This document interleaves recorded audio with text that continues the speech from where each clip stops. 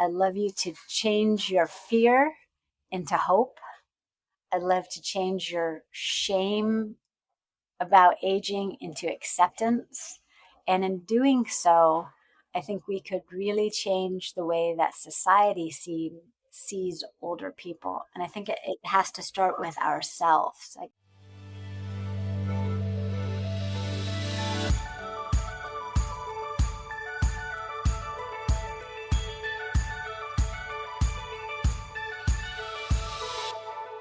Hello, and welcome to the Shifting Culture podcast, in which we have conversations about the culture we create and the impact we can make. We long to see the body of Christ look like Jesus. I'm your host, Joshua Johnson. Well, aging is inevitable. But what if it didn't have to mean decline, despair, or disconnection? What if growing older could actually be a path toward purpose, joy, and deeper human connection? In this episode, I talk with Dr. Kerry Burnight, a leading gerontologist, author of Joyspan, and someone who has spent her life walking with people in their later years. Together, we explore how to trade our fear of aging for hope, how to cultivate joy that lasts, and how growing older can become a generative, beautiful journey rather than something to avoid. We talk about the myths of anti-aging culture, the power of human connection, and what it means to live with purpose well into our 80s, 90s, and beyond. Dr. Burnight lays out a practical and inspiring framework, the Joyspan matrix of growing, connecting, adapting, and giving. And we dive into what happens when we stop idolizing independence and begin embracing interdependence. Whether you're 23 or 93, join us, because this conversation is for you. Because if you're alive, you're aging, and maybe, just maybe, the best is still ahead. Here is my conversation with Dr. Kerry Burnight. Kerry, welcome to Shifting Culture. Excited to have you on. Thank you so much for joining me. I'm delighted to be here. What drew you to becoming a gerontologist? Why gerontology for you? It started the minute I was born because my mom and dad had high school students and my brother and sister, and they thought they were done. And then my mom said she wasn't feeling well, went to the doctor to talk about menopause, and it turned out she was pregnant with me. So when I was born, my dad had gray hair already. And when people would talk about older people in a derogatory way, as people do, it always felt personal. So I feel so grateful, that God led me on this path to get to work with and learn from older people all these years. I'm glad that you felt a draw to that. For me, a few years ago, I went to a hotel with my wife and son, and the person checking me in was like, "Are you traveling with your daughter and grandson?" I was like, I'm not that old yet, but I do have a lot of gray hair. But thank you for recognizing that. For me, growing up, my mom was home health aide. She was a physical therapist. So she went to, people that were aging, having mobility issues and helping them out. And so I have been drawn to what does actually life look like at an older age where it looks like you could actually have some purpose and love and life. You wrote this great book, Joyspan, and helping people get to a place in their latter years, to a place of joy. Why do you talk about Joyspan and not lifespan or just longevity of living longer, but actually the quality of life?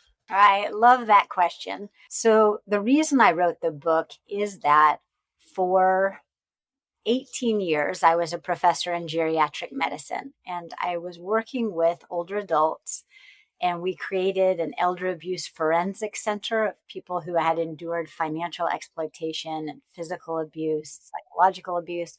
So basically, I was surrounded with suffering. And what I saw really burned my eyes. And you get to thinking, rather than just sort of remediating these situations, how could we prevent this suffering? How could we prevent people ending up alone, hunched over in wheelchairs, being taken advantage of? And so it really took my career the opposite direction. And so I just dug into the research to find out what is it that enables some people to absolutely thrive in old age, and how can we all be doing this and starting early. And in terms of in the popular culture, it's longevity, and that lifespan. And lifespan is how many years you live. And that's great. We want to live long lives. And then more recently, our field has moved toward health span, how many years you can live in good health. And that is definitely in the right direction. And yet, I would see people who lived a long time, people who even were in good physical health, who are miserable.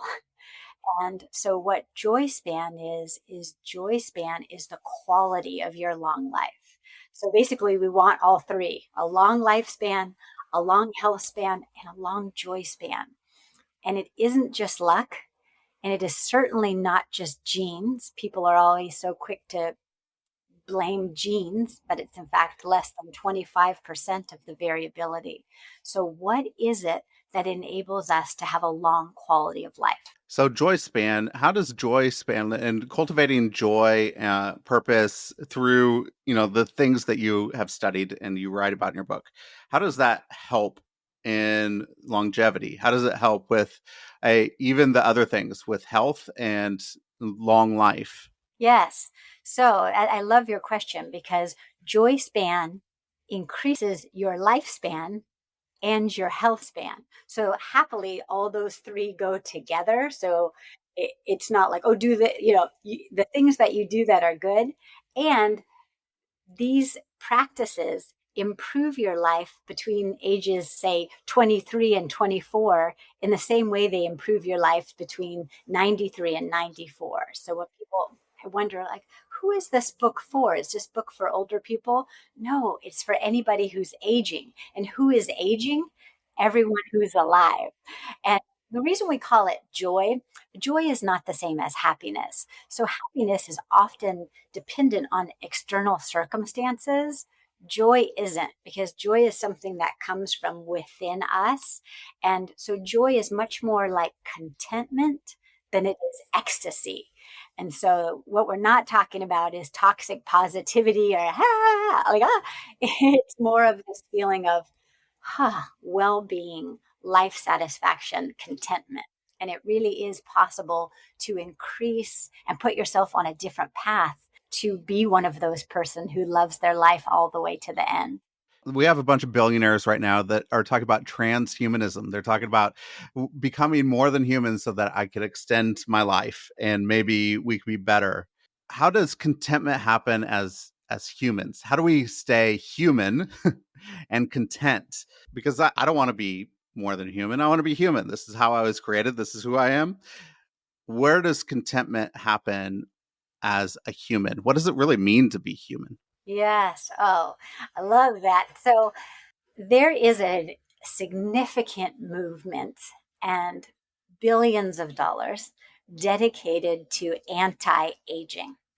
And so that we're somehow, if we have enough money, going to be able to not age, not die. There's even a Don't Die Summit where people from all over are heading to San Francisco and other places to follow Brian Johnson's Don't Die movement. And he's a person who's spending millions and millions of dollars in all these supplements and things to try to not die.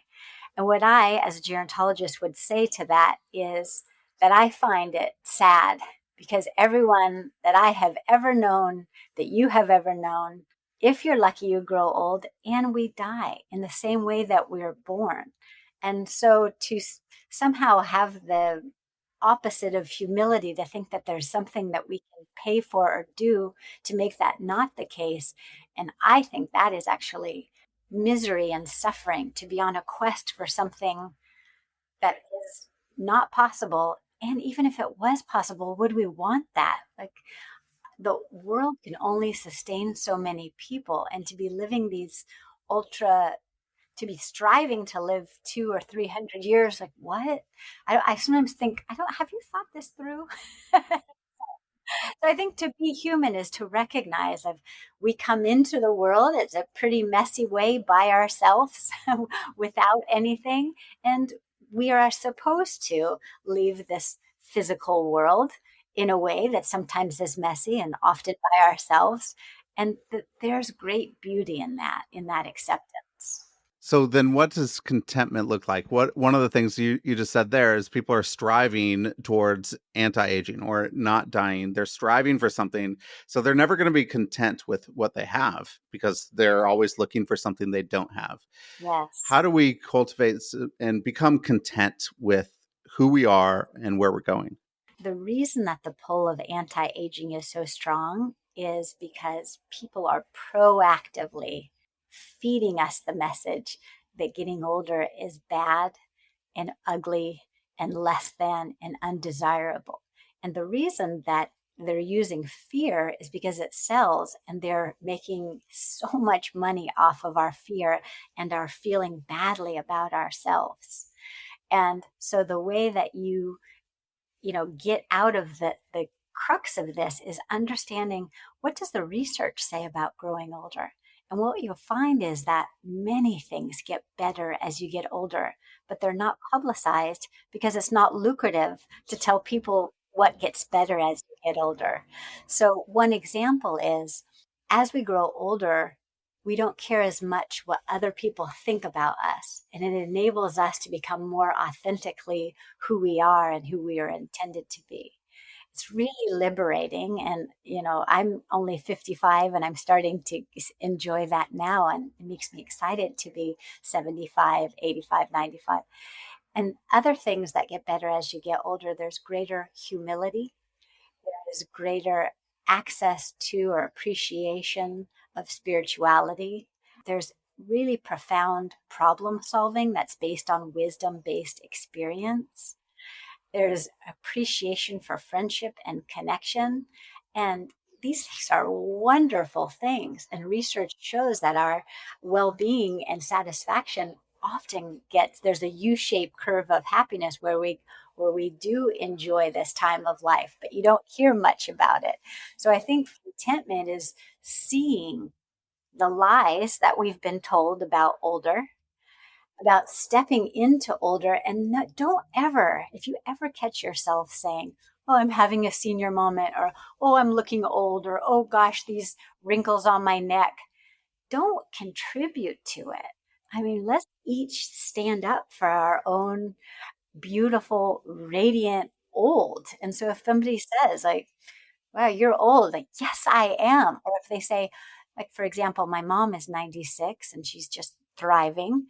And when people say you don't look 96, what we've discussed for that she says is, this is what 96 looks like. It looks different for everybody. And I don't want to be young. I've already been every other age. So for contentment, it is accepting ourselves and stepping into this new, older version of ourselves.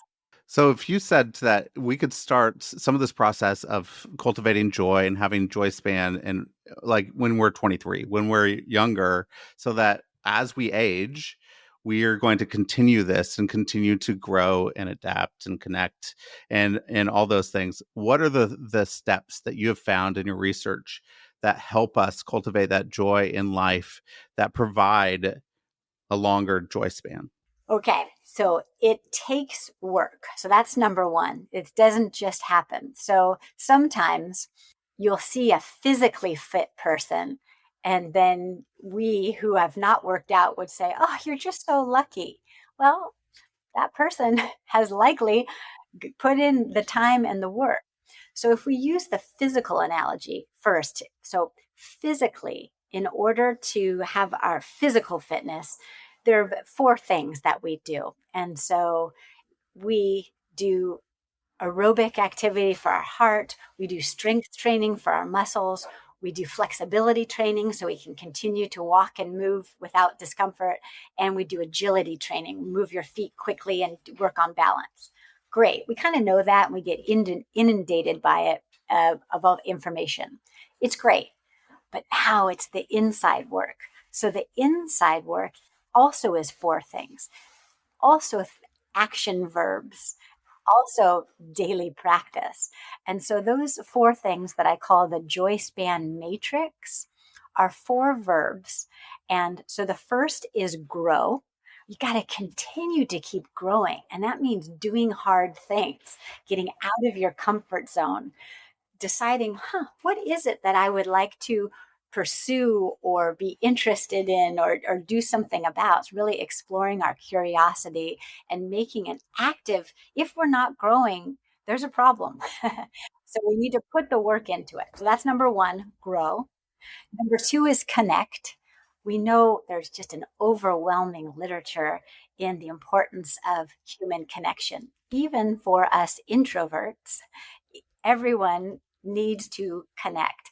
And if you put your friendships on autopilot, you're putting yourself in a bad place. Because if we live long enough, we often outlive our friends, or friends move, or friends get cognitive impairment. So we need to be actively what I call cultivating our social portfolio. So, with your financial portfolio, you don't put money all in one place. Same thing socially. Socially, we need to have friends of different ages, friends with different outlooks, friends who are neighbors, friends that we have known 30 years, friends that we've known 30 minutes.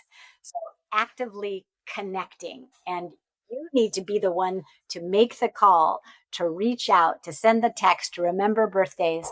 Whenever I encounter patients who are lonely, they complain that nobody is reaching out to them.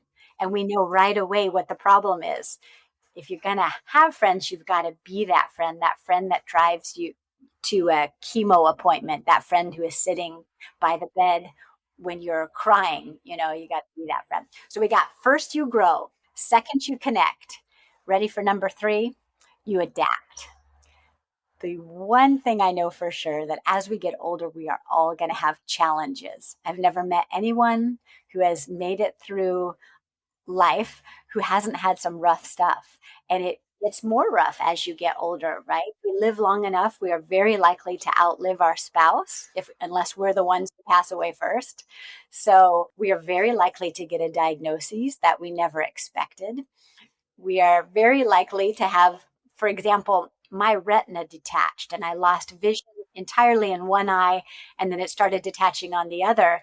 And as I was going through all these surgeries, at first I thought, this isn't right. And then I thought, no, it is right. You're a human. All humans have things. This is your thing. How are you going to adapt and say, like, yeah, I can't see. I wear an eye patch. That's okay. Um, and it isn't denial. It is saying, yeah, this is hard. And I can choose to sit in it and suffer, or I can choose to do the hard work of adapting and finding a way through these challenges. So we got grow, connect, adapt, and the final one, and perhaps my favorite, is give. So we need to make sure that all lifelong we are able to keep giving of ourselves. So the low hanging fruit is, you think of monetary contribution of like, what can I give money wise? Yes, very few of people are in a situation to do that. And if you can, lovely. But many of us, what we have is time. What we have is experience. What we have is we can listen. We can laugh. We can pick lemons from our yard and bring them to our next door neighbor. We can go to the other neighbor who seems overwhelmed as a single mother and say, is there something that I can do around dinner time so that you can cook dinner and I could keep an eye on these babies, right? So like giving of yourself. And the research is staggering. People who give are not only making the world a better place, but incredibly enriched and live longer with lower inflammation, with less chronic disease.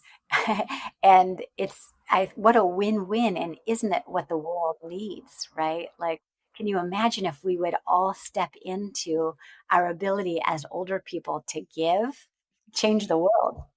A lot of what you just said seems to be counter to a lot of American culture of individualism, of like doing something by yourself, of not wanting to be dependent on other people. It just seems to be like we have to do this work of countering some of this culture that's ingrained within us as we grow and we age, where we are like, we're productive machines. We have to figure out what it looks like to like be content, be human, and connect with each other. One of the connections that you were talking about, so I just jump into connect and adapt. And both of those things I think can go hand in hand, especially when you're dealing with loss. So the adaptation of loss when you're going through grief, and then the connection that's really important. How do we help people move through those transition times, and how can we move through those transition times to be healthy on the other side, that actually cultivates joy and not bitterness? When you say, all my friends are gone, like people are dying around me, like my husband, my wife has died, I don't have my spouse anymore. What does that look like to help people through transition moments like that? I think the first step is a little pre-planning, right? I think the recognition that these things will happen. I think denying or acting like I'm not going to think about that because it's a downer to think that way is a little dangerous and also very common. So a lot of times I'll talk to people and think like, I never thought that my spouse would die. And I think it's a little bit of a shame because 100% we are going to die and 100% our spouse is going to die. So it it's going to either be one or the other. Like it is going to happen. And so I'm not saying that it's easy, but I just think step one would be this is real. This is going to happen. And there will be a diagnosis sometime that I'll go, whoa, huh? Like Parkinson's, or like, wow, I didn't know that was going to be my path, that I was going to be blind. So that's step one, is the recognition that it is normal to have these things happen to you. It is expected. So sometimes I call it the unexpected, no, the expected surprise, or it is going to happen. But then when it does happen, right, it hurts. And grief is very real and is something that we embrace and is something that we give people time and space and know that tears are good, and there's no right way to do it. And feeling what you feel and giving people time to feel what they feel, and not getting rid of phrases like, well, at least blah blah blah, right? If I never hear anyone say at least whatever, I'll give an example of our daughter, who's in medical school, was diagnosed with a brain tumor. And it was not, I had not taken my own advice to understand that things also will happen to our children and to our grandchildren, right? That's part of the human experience as well. So I had to add that to my thought of like, of course, anything can happen to anyone. But when people, and it was a tumor that ultimately, if it grows, could be fatal. And so people would say, well, at least, it's not cancer. It's like, you know, yeah, kind of, but not really. So, so I think giving people space for grief and knowing that we can succumb to it and embrace grief as part of the human experience. And I think, people of faith then also can turn to God and go, I am going to feel this and I'm going to cry and do things that I need to do to go through, but there is a through. So over time, grief transforms. It doesn't go away, but we carry it a little bit differently over time, right? So the person that you are missing so much, often I hear people saying that they become a part of you, right? And you carry them differently. Whereas it used to hurt so much, it's a sort of a change, and knowing that with time doesn't heal all things, but time does change the way that we carry grief. So as you deal with patients and you're walking with older people, how do you like deal with mindset issues and mindset shifts? So I know that, I mean, a lot of people deal with physical shifts, and like this is how we can move our bodies and continue to have mobility as we grow older. But what does it look like to deal with mindset shifts? The mind is so powerful, as you know. And so the aging mindset that we currently have as a default is the decline aging mindset. which is a great acronym of DAM. So and it started when we were first born. So when we were little, our parents would read us stories and say, there was Hansel and Gretel, and they were walking, and then an old woman called them into her house, and she had a horrible warty nose, and then she was going to eat them. I mean, that's what we teach people what aging is. And so I think recognizing, my default is probably a decline aging mindset. And we know that what we expect, the whole manifesting literature, what you expect, you generally that comes to pass. So that's bad.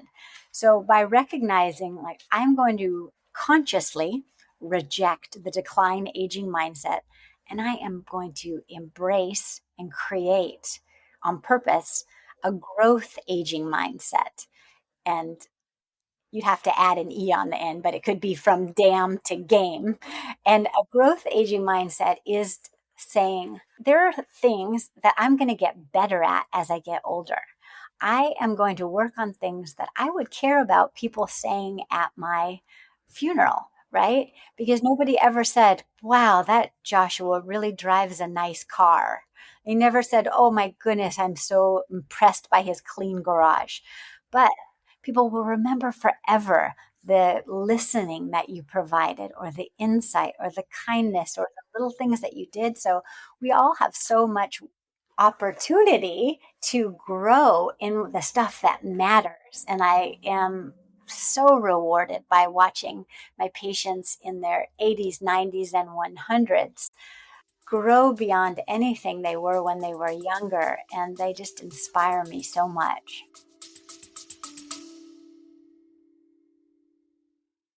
Love Shifting Culture? Well, subscribe today at shiftingculture.substack.com for early ad-free access to inspiring conversations with upcoming guests like Kurt Verbeek on radical justice, Tony Collier on embracing authenticity, and Liz Theo-Harris and Sharon Rebar on powerful faith-based advocacy. Don't miss these transformative discussions before anyone else can listen. Plus, your subscription supports the podcast directly. And remember, rating and reviewing Shifting Culture on your podcast app helps others discover these meaningful conversations. So visit shiftingculture.substack.com and subscribe now.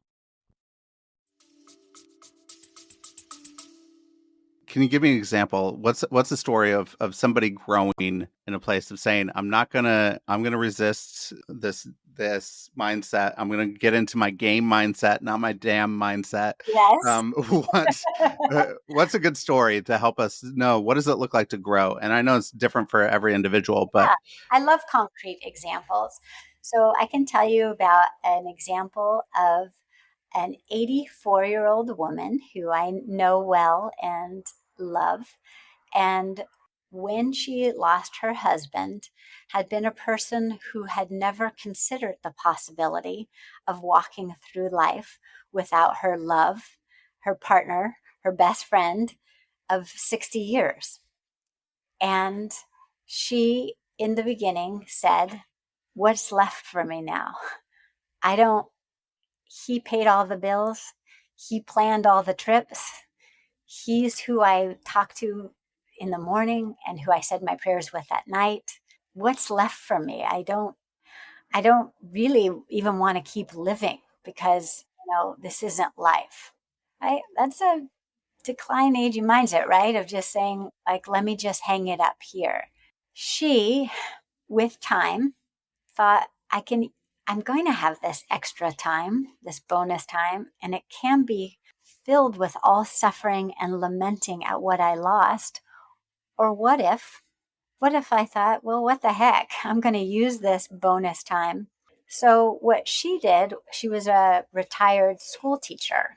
And so she contacted the school that she had worked at and asked if there were any paid or unpaid positions that she could do on a part-time basis. And the school was elated because she was a reading specialist and there were so many students that could use the one-on-one time.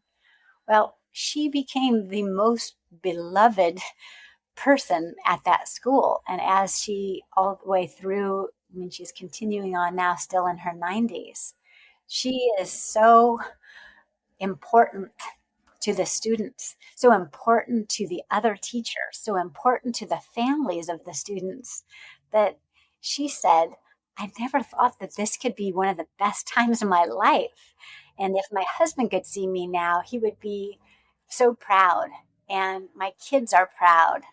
And I'm grateful. And I thought, wow, if you can go from not wanting to live to the best time of your life by making a choice of what older could look like sign me up. That's purpose there, that's giving back, that's connecting with people. There's adapting to the change of loss, giving of time and energy, like giving back, like all of It's these all of them. aspects, And I all of them together. exactly. And I do notice that like so often when somebody starts on one area, it ends up all four of those. And I love that you touched on purpose.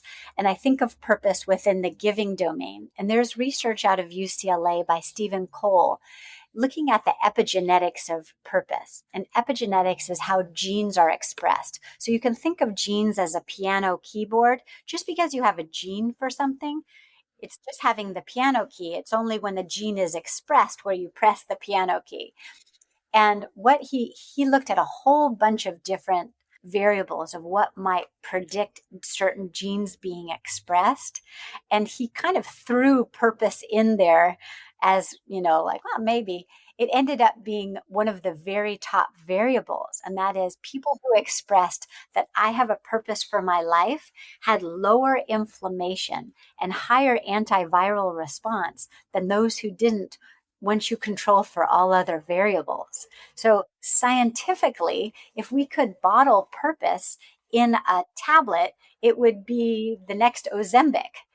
But instead, purpose is something that doesn't cost anything except your work and your decision that you are going to serve. So, the first step is how can I get outside of myself and how can I serve others? And that mindset shift is the powerful change to sort of launch you toward your purpose. Yeah, and I'm thinking of some people that I know that have retired and saying my purpose was my work, whatever I was doing, and now I'm retired and they're trying to figure out what's next. What is my purpose? Do you have any advice for people that are trying to discover what's next for them, knowing that it's not just your career, but there's something greater and bigger as a purpose? How do we start to discover that when I things love have that you lost? say that. So, in my book, Joyspan, I created a lot of joy practices and a lot of inventories because, like, so that we can do the work.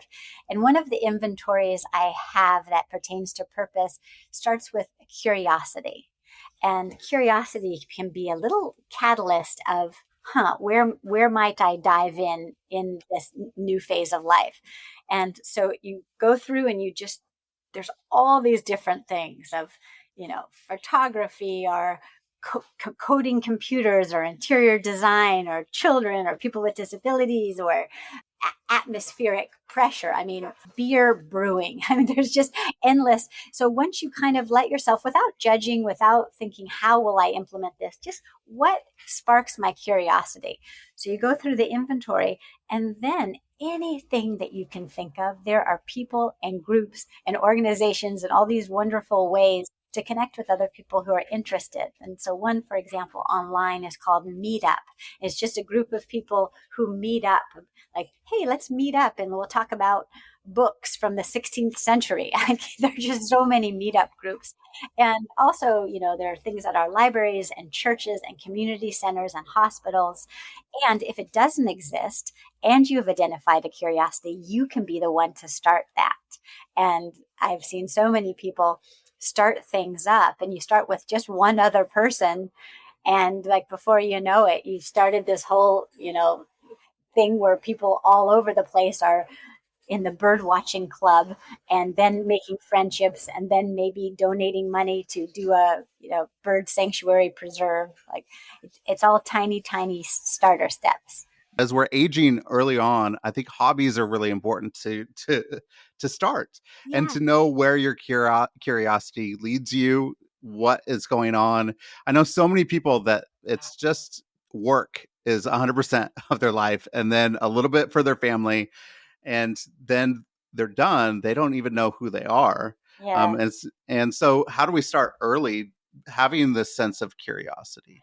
I know. I don't have what the word should be, but I have a dream that the word hobbies could be elevated to something else, because my sense is that hobbies feels like yeah, that's just a hobby, like it's not important or something, but it's actually like life projects, or you know, they matter so much, because that's what the spark of life. And again, at your funeral, they're probably not going to say, wow, Carrie was so great in insurance sales, but they're going to say, oh man, she used to carve these things, or she would get out and tap dance over in the back of her garage, or she would have kids come into her thing and she would read them stories. Like it, they're the hobbies are your life, these life projects. And I think kind of like we need to kiss a lot of frogs. So I have a dream of being able to play the guitar.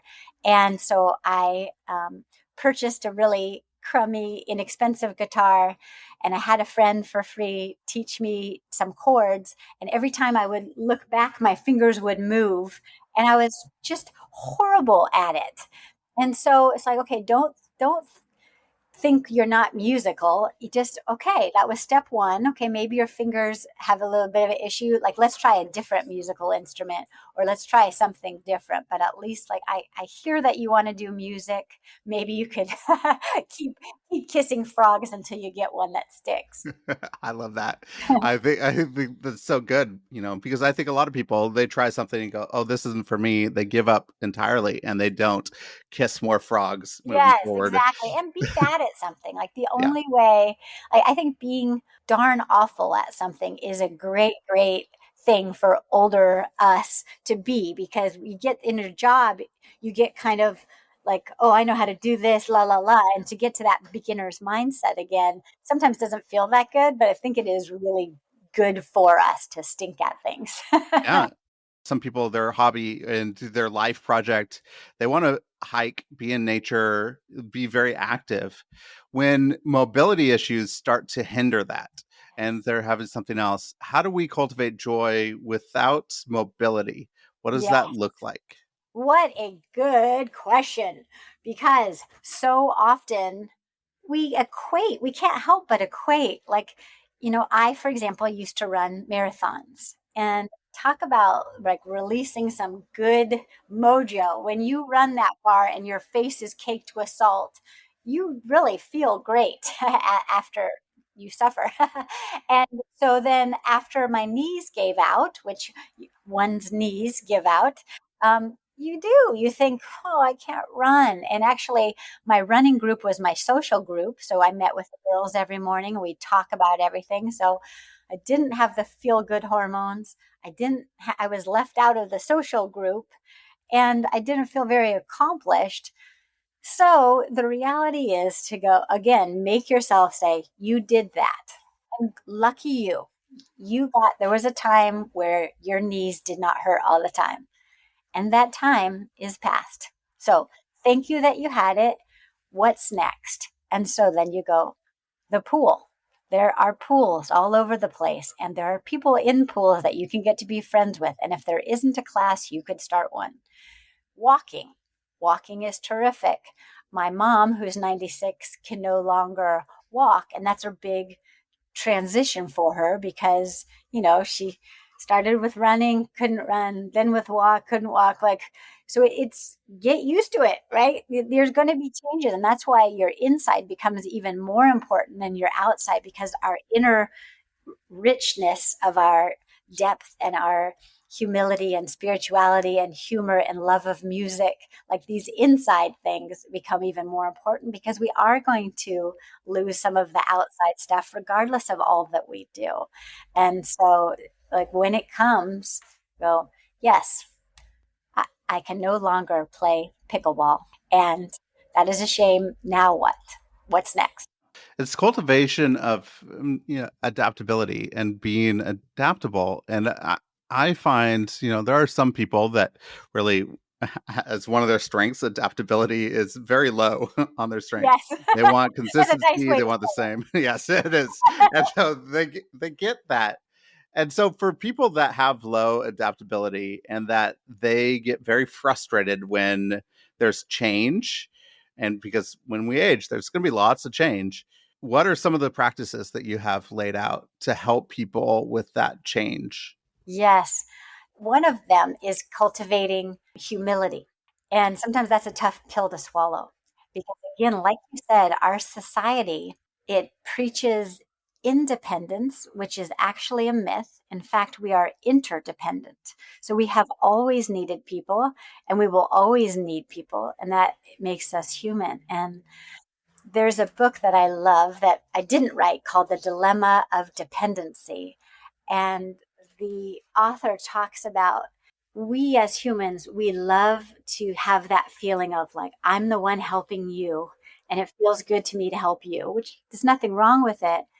But there's also something beautifully to be said for accepting help because it makes that other, it gives that other person that feeling of feeling good. So often people will say, like, I don't want to be a burden on my kids. I don't want my kids to help me. I don't want whatever. If you really think about it, there is a gift that you're giving to your children and to others to say, thank you. Thank you very much for, maybe I'm not driving anymore and you're offering that you would drive me to the supermarket. What if instead of saying, like, "Oh, I'm so mad and rigid and I love to drive and I should be able to drive and I'm mad at you for taking, thinking I can't drive," instead of what if we just said, thank you for driving me to the market, and just like trying to think, are we actually being humble? Because humility is a softener of people and a softener to say, yeah, things have changed and I'm not different than anybody else. And I shouldn't think I'm different than anybody else. I'm going to get sickness. I'm going to get mobility limitations. I'm going to lose my spouse. Yes. One of the things I learned is I worked with refugees, war refugees in the Middle East for a long time. Wow. And when I go into a place, I want to help. I want to give. I want to help. I want to give hospitality. I want to give hospitality to other people. But one of the things that I learned is that I need to receive their hospitality. I need to be dependent upon war refugees that don't have much at all, but they have such a greater purpose. And there was a bigger connection when I received hospitality. And it was a hard lesson for me because I'm an independent. I want to help. I want to do the work for other people. I don't want anybody to do it for me. And so receiving hospitality is a huge, huge thing that we don't think about, especially Americans. And so I even want to redefine what hospitality looks like, which is receiving it from others and not just giving it and making everything, perfect in your home, but actually being a good guest with people. That's so beautiful. Absolutely, absolutely. And I work with a lot of adult children of aging parents. And that mindset shift that you just alluded to would make all the difference because adult children want to rush in and they want to fix the situation and they want to, you can't do this, or you're doing that wrong, let me help, let me, like take the phone out of somebody's hand and say I'm going to do it for you. And so what you talked about is humbling ourselves to say, like, wow, let you can help me too. So I have a patient who lives with Alzheimer's disease, and Alzheimer's disease takes a lot and it doesn't take everything. And so our most rewarding interactions are when I bring her my authentic problems and I'll say, you know, I'm having a challenge with, let's say, one of my adult children who maybe is doing something in a way different than I think they should. Like, what would you do in this situation? And this friend, she recently, this week, she said, I think maybe what you need to do is you need to zip it up. And I thought, wow, amid living with a disease process, she gave me the exact advice that I needed. And I did need to zip it up, and she was right. And so, like, she felt great about giving me advice, but I felt great taking the advice that I really needed to do, and it worked. I just not your rodeo. That's good. That's really good. Kerry, if you could talk to your readers that pick up Joyspan, what hope do you have for the readers of Joyspan? Yes. So my hope for each of you as readers is that you could put yourself on a path to longevity that is one that will enable you to thrive all life long. I'd love you to change your fear into hope. I'd love to change your shame about aging into acceptance. And in doing so, I think we could really change the way that society sees older people. And I think it has to start with ourselves. Like, like othering is saying, oh, those old people. We, aging humans, we are all aging, and 100-year-old is in the inside the very same as a 20-year-old, just with more experience. So my dream is to make older better, one person at a time. Amen. That's a great dream. Let's make it happen. Kerry, a couple really quick questions at the end. One, if you go back to your 21-year-old self, what advice would you give? I would tell her to relax. Just, you know, you got a lot of time, and there'll be a lot of ups and a lot of downs. You don't need to white knuckle it so much. Open your hands up and like, ah, that would have been better for her. That's good. That's good. Anything you've been reading or watching lately you could recommend? That is a great question. When you are in a book launch period, you don't get to read or watch much of anything else. So you get really kind of insular. But what comes to mind is a book that I really, really, really love and recommend, which is called Write a Must Read. And it's for anybody who has any interest in writing a book. I think that's a nice thing to do in our later years. And the book is primarily for people who are writing nonfiction books like I did, but it really, every step of the way, it helped me in how do you get started? How do you do it? The author, I've gotten to know a little bit because I took a writing class with her, and her name's AJ Harper, and she is such a kind and good and brilliant soul. So I love the book, Write a Must Read. Excellent.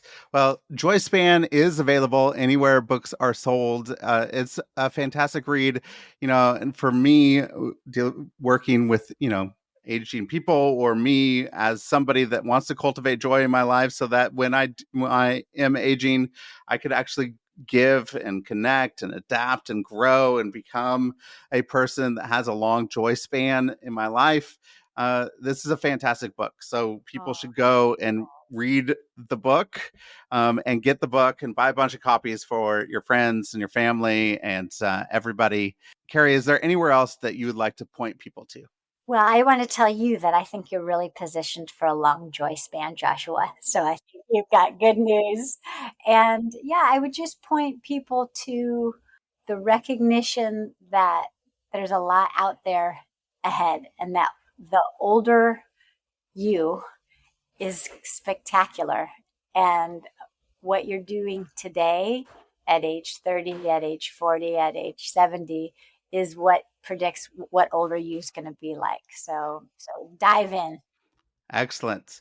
Kerry, thank you for this conversation. I really enjoyed it. The joy that you have exudes from you. And I pray that it actually gets into other people, that they can just dive into these practices to help them cultivate a better life as they age, as they grow, that all of this joy leads into longevity, leads into health.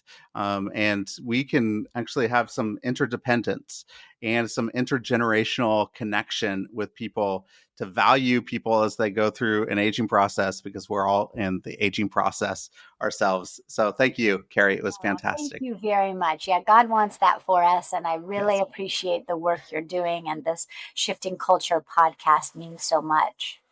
Thank you.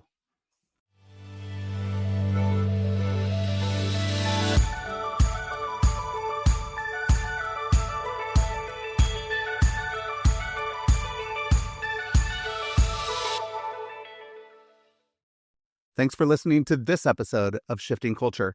This show was edited and produced by me, Joshua Johnson, at Shifting Culture Productions.